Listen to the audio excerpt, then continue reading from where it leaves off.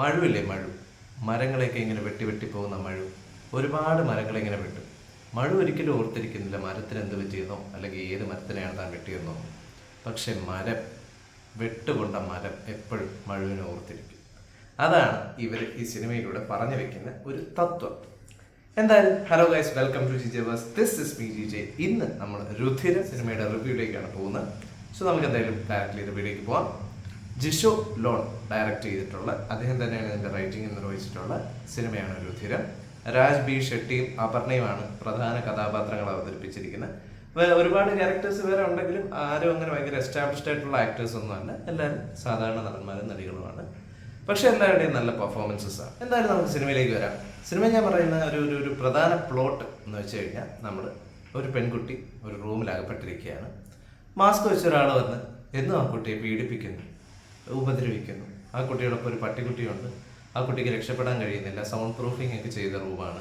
പിന്നെ അവിടെ ഇതൊക്കെ ഉണ്ട്, എന്താ പറയുക, കഴിക്കാനുള്ള ഭക്ഷണമൊക്കെ പുള്ളി എത്തിച്ചു കൊടുക്കുന്നുണ്ട്. എന്തിനാണ് നടക്കുന്നത് നമുക്കറിയത്തില്ല. ഇതാണ് സിനിമയുടെ ഇൻട്രൊഡക്ഷൻ. പാരലലി രാജ് ബി ഷെട്ടിയുടെ ക്യാരക്ടർ കാണിക്കുന്ന ഒരു ഡോക്ടറാണ്. അദ്ദേഹം പേഷ്യൻസുമായിട്ടൊക്കെ നല്ല രീതിയിൽ ഇടപെട്ട് നല്ല രീതിയിലൊരു ഗ്രാമത്തിൽ ജീവിച്ചു പോകുന്ന ഒരു ഡോക്ടർ. അപ്പോൾ ഈ ഒരു സാഹചര്യത്തിൽ നിന്ന് പിന്നീട് കഥ അങ്ങോട്ട് മാറിയിട്ട് വളരെ ബ്രൂട്ടലായിട്ടുള്ള വയലൻസും റേപ്പും പിന്നെ എന്താ പറയുക മൊളസ്റ്റിങ്ങും ചൈൽഡ് മൊളസ്റ്റിങ് അങ്ങനത്തെ കാര്യങ്ങൾ ഒരുപാട് ആളുകളുടെ വിയേർഡായിട്ടുള്ള ഫെറ്റിഷസ് എല്ലാം പറഞ്ഞു പോകുന്നൊരു സിനിമയാണ് രുധിരം. പേര് പോലെ തന്നെ ഭയങ്കര ബ്ലഡ് ഷെഡും കാര്യങ്ങളും ഒക്കെ തന്നെയാണ്. സിനിമയിൽ ഡയറക്ടർ പറഞ്ഞു വെക്കുന്ന മറ്റൊരു തത്വമുണ്ട്. ഈ കറുപ്പും വെളുപ്പും അല്ലാതെ ഇടയിലൊരു സാധനമുണ്ട്. അത് നമ്മളൊക്കെ കേട്ടിട്ടുള്ള ഗ്രേ എന്നാണ്, പക്ഷെ പുള്ളി പറയുന്നത് ചുവപ്പെന്നാണ്. അതിൽ ബേസിക്കലി ഒരുപാട് ക്യാരക്ടേഴ്സ്, അതിനകത്ത് പല കൊച്ചു സ്റ്റോറീസ്, ലാസ്റ്റ് എല്ലാം കൂടെ ഇന്റർ കണക്റ്റഡ് ആയിട്ട് വരും.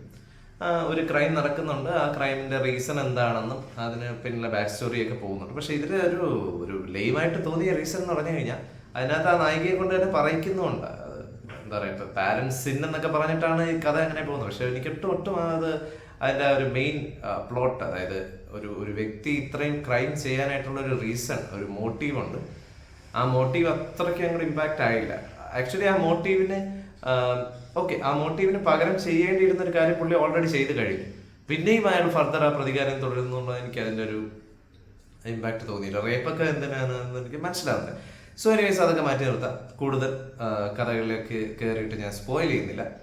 സിനിമയുടെ ബാക്കി കാര്യങ്ങളിലേക്ക് വരികയാണെങ്കിൽ, രാജ് ബി ഷെട്ടി നമുക്കറിയാം തൊണ്ടയിൽ ഞണ്ടിറക്കിയ പോലത്തെ ശബ്ദമുള്ളൊരു നടനാണ്. വെറുതെ അവിടെ നിന്ന് ഇവിടെ കൊണ്ടുവന്ന് ഈ ഒരു അഭ്യാസം കാണിക്കേണ്ട ആവശ്യമില്ലായിരുന്നു. ഇതിനകത്തും കന്നഡക്കാരനായിട്ടൊക്കെ കാണിക്കുന്നത്. പക്ഷെ ഈ ഒരു ക്യാരക്ടറിന് കന്നഡക്കാരൻ്റെ ഒന്നും ആവശ്യമില്ല. ഇത് കേരളത്തിലെ ഏതൊരു നടനും ചെയ്യാവുന്ന ഒരു ക്യാരക്ടർ തന്നെയാണ്. ഇങ്ങനെ വന്നിട്ട് ഡയലോഗ് അയാളെ കൊണ്ട് തന്നെ ഡബിക്കണം. ശബ്ദമൊക്കെ ഇങ്ങനെയാണ്, നിനക്കറിയാമോ മോനെ എന്നൊക്കെ പറഞ്ഞാൽ നമുക്കത് കേൾക്കുമ്പോൾ തന്നെ ഒരു ഇമ്പാക്റ്റ് ഇല്ല. അതേസമയം ആ ക്യാരക്ടർ ഞാൻ മനസ്സിലിപ്പോൾ ആ തിയേറ്ററിലെ സിനിമ കണ്ടോണ്ടിരിക്കുമ്പോൾ നമുക്ക് ഓരോ തോട്ട്സ് വരുമല്ലോ. അപ്പോൾ എൻ്റെ മനസ്സിൽ കറക്റ്റ് കാസ്റ്റിംഗ് ആയിട്ട് തന്നെ ഷൈൻ ടോം ചാക്കോയാണ്. ഷൈൻ ടോം ചാക്കോ ആകുമ്പോഴത്തേക്കും ഒരുപാട് അങ്ങനെ ഭയങ്കര ഒരു മാർക്കറ്റുള്ളൊരു നടനൊന്നുമല്ല, എന്നാലും ആവശ്യത്തിന് ആൾക്കാർക്കൊക്കെ ഇഷ്ടമാണ്. മാത്രമല്ല അദ്ദേഹത്തിൻ്റെ ഒരു മാർക്കറ്റിംഗ് തന്ത്രം വഴി ഈ സിനിമ കുറേ ആൾക്കാരിലൊക്കെ എത്തിയേ. ഈ സിനിമ ഇപ്പോൾ ആരും ഇല്ലായിരുന്നു കാണാൻ തന്നെ. ഞാനും എല്ലാം കൂടെ ഒരു 10-15 പേരുണ്ടാവും, അത്രയും ഉണ്ടാവുള്ളൂ തിയേറ്ററിൽ. അത്രയും കുറച്ച് ആൾക്കാരെ ഉണ്ടായിരുന്നുള്ളൂ. മഴയൊക്കെ ആണെങ്കിലും അതിനെയൊക്കെ തൃണവൾ ഗണിച്ചുകൊണ്ടാണ് സിനിമ കാണാൻ പോയത്. എന്നാലും നമുക്ക് ബാക്കി കാര്യങ്ങൾ പറയാം. അപർണയുടെ ക്യാരക്ടർ ഇതിനകത്ത് ഭയങ്കര ബോൾഡായിട്ടുള്ള ഒരു ലേഡി. അപർണ ആക്ച്വലി നന്നായിട്ട് ചെയ്തിട്ടുണ്ട്. ഫസ്റ്റ് ഹാഫിൽ മുഴുവൻ ആ അമ്മയെ അഴിച്ചുവിട്, എന്നെ രക്ഷിക്കണേ, അങ്ങനത്തെയൊക്കെ ഡയലോഗ്സ് ആണ്. പിന്നെ കൂടുതലും ആക്ഷൻസും കാര്യങ്ങളൊക്കെയാണ്. ഒരു റൂമിൽ നിന്ന് എങ്ങനെ രക്ഷപ്പെടാനുള്ള ശ്രമങ്ങളും കാര്യങ്ങളും. അതിനകത്തൊരു എലിയും പട്ടിയൊക്കെ ഉണ്ട്. VFX വെച്ചും അല്ലാതെയും ഒക്കെയാണ് ആ സാധനത്തിനെ ഇംപ്ലിമെന്റ് ചെയ്തിരിക്കുന്നത്. നന്നായിട്ട് ചെയ്തിട്ടുണ്ട്. അതിന്റെ സംഭവങ്ങളൊക്കെ കൊള്ളാം. സെക്കൻഡ് ഹാഫിലേക്ക് വരുമ്പോഴത്തേക്ക് അവരുടെ ക്യാരക്ടറിന് കുറച്ചുകൂടെ ബോൾഡ് ആയിട്ടുള്ള കാര്യങ്ങൾ ചെയ്യാനായിട്ടുള്ള പരിപാടിയൊക്കെ വരും. അതൊക്കെ നൈസായിട്ട് ചെയ്തിട്ടുണ്ട്. അവരുടെ എന്താ പറയുക, ജസ്റ്റിഫയബിൾ ആണ്. ആ ക്യാരക്ടർ അങ്ങനെ ആവുന്നതിന് പാസ്റ്റ് കാണിക്കുന്നുണ്ട്. ആ പാസ്റ്റിലൂടെ ആ ക്യാരക്ടർ എന്തുകൊണ്ട് അത്രയും ഒരു സ്ട്രോങ് ആയിട്ടുള്ള ഒരാളായി എന്നുള്ളതിലൂടെ സംഭവം ഓക്കെ നമുക്ക് കൺവേഡ് ആണ്. പിന്നെ വർഷങ്ങളായിട്ട് കേട്ടിട്ടുള്ള മറ്റേ ഗുഹയ്ക്കകത്ത് ചെലന്തി വല കെട്ടി രാജാവിന്റെ കഥയൊക്കെ ഇതിനകത്ത് പറയുന്നുണ്ട്. എല്ലാം നമ്മൾ കേട്ട് തഴപ്പിച്ചതാണ്. സോ അതൊന്നും വലിയൊരു ഇമ്പാക്ട്ഫുൾ ആയിട്ട് തോന്നിയില്ല. ആ അത്തരം പോർഷൻസ് ഒക്കെ കുറച്ച് ലാഗ് വരുന്ന പോലെയും തോന്നി. കമ്മിങ് ടുവേർഡ്സ് നമ്മുടെ പ്രസന്റ് കഥയിലേക്ക് വരികയാണെങ്കിൽ ഓക്കെ, ബാക്കി ആ ഒരു റിവെഞ്ച് പോലത്തെ ആ ഒരു പാറ്റേണിൽ പോകുന്ന കഥയാണ്.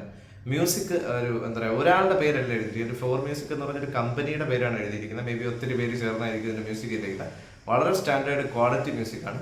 പലപ്പോഴും റൊഷാക്കിന്റെ ഒക്കെ ഒരു വൈബ് നമുക്ക് കിട്ടുന്നുണ്ട്. റൊഷാക്ക് മൂവിയിലേക്കുള്ള ഒരു മ്യൂസിക്കിന്റെ ഒരു വൈബ് കിട്ടുന്നുണ്ട്. സിനിമയിലേക്ക് വരുമ്പോൾ ബാക്കി കാര്യങ്ങൾ ഷോർട്സ് ആവട്ടെ, ബാക്കി ഒരുപാട് ഡ്രോൺ ഷോട്ട്സും കാര്യങ്ങളും ഉപയോഗിച്ചിട്ടുണ്ട്. 2-3 ലൊക്കേഷൻസ് വെച്ച് ലിമിറ്റഡ് ആയിട്ട് ഉള്ള ബഡ്ജറ്റ് ചെയ്ത സിനിമയാണെങ്കിൽ അത് നൈസായിട്ട് അവർ എന്താ പറയുക ഔട്ട്പുട്ട് ചെയ്ത് വെച്ചിട്ടുണ്ട്. പിന്നെ ക്ലൈമാക്സിലേക്ക് വരുന്ന പോർഷൻസിലേക്ക് വന്നപ്പോഴത്തേക്ക് അമ്പെയ്ത്തും പരിപാടിയൊക്കെ വരുന്നുണ്ട്. അത് എനിക്ക് സത്യം പറഞ്ഞു കഴിഞ്ഞാൽ ഒരു ഹോളിവുഡ് മൂവിയുണ്ട്, ഞാൻ ആ മൂവിയുടെ പേര് പറയുന്നില്ല, പറഞ്ഞു കഴിഞ്ഞാൽ കഥകൾ തമ്മിലുള്ള ലിങ്ക് വന്നു. ആ ഒരു ഹോളിവുഡ് മൂവിയിൽ ഒരു പെൺകുട്ടിയുടെ ഒരു ബോൾഡ്നെസ് കാണിക്കുന്ന ഒരു തരത്തിലുള്ള ഒരു ഐലൻഡുമായിട്ട് ബന്ധപ്പെട്ട ഒരു കഥയിൽ വരുന്ന ഒരു സംഭവം പോലെ എനിക്ക് തോന്നി. അപ്പോൾ എന്തായാലും what ever it may be, എല്ലാം ഇപ്പോൾ എന്താ ഇൻസ്പിറേഷൻ്റെ കാലമാണ്, ഇൻസ്പയർ ചെയ്തായിരിക്കാം. എനിവേസ് സിനിമ നമുക്ക് മൊത്തത്തിൽ പറയുകയാണെങ്കിൽ ഒരു ആവറേജ് അനുഭവമാണ്. ഒരു 2.5 കൊടുക്കാനുള്ള സംഭവമുണ്ട്. കാരണം എന്ന് വെച്ച് കഴിഞ്ഞാൽ ആ ഒരു സൈക്കോ സംഭവങ്ങൾ കാണിക്കുന്നത്, വയലൻസ് ഒക്കെ പച്ചയ്ക്ക് അങ്ങോട്ട് ചെയ്യുകയാണ്, വേറെ സെൻസറിങ് പരിപാടിയൊന്നുമില്ല. പക്ഷെ വേറൊരു സാധനം അതിനെ വളരെ നൈസായിട്ട് ചെയ്തിട്ടുണ്ട്. അതൊരു സെൻസർ ചെയ്യപ്പെടേണ്ട ഒരു സാധനത്തിന് ഒരുപാടൊന്നും ഇതാക്കാതെ ചെയ്തിട്ടുണ്ട്. സോ അതൊക്കെ കൊണ്ട് നല്ല രീതിയിൽ ഷൂട്ട് ചെയ്ത് വെച്ച, നല്ല ഔട്ട്പുട്ടുള്ള, നല്ല മേക്കിംഗ് കൊണ്ടും നല്ല മ്യൂസിക് കൊണ്ടും നല്ല ക്വാളിറ്റി ആയിട്ടുള്ള എന്താ പറയുക പ്രസൻറ്റേഷൻ കൊണ്ടും മികച്ചൊരു സിനിമയാണ്. അതിൻ്റെതായ കുറച്ച് ലാഗൊക്കെ ഉണ്ട്. 2 മണിക്കൂറേ ഉള്ളൂ എങ്കിൽ അതിൽ കുറച്ച് ലാഗും കാര്യങ്ങളൊക്കെ ഉണ്ട്.